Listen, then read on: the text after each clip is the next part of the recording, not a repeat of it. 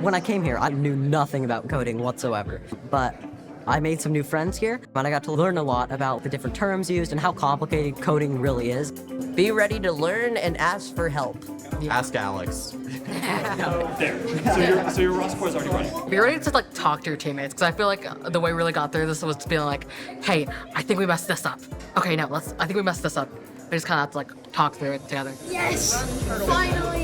It Wait. works! This is actually my first hackathon. It was just so cool to see a race car that was solely AI driven. The autonomous Indy car, I think that was like my favorite thing because I'm an F1 girly. So I thought it was really cool seeing the car like up close and hearing all the specs on it.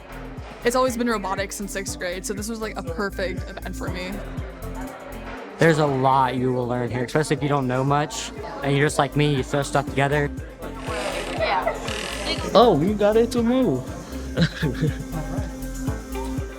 I definitely feel more sure that I want to go into like robotics and AI after this. I would definitely come to this if I could again next year. Have fun.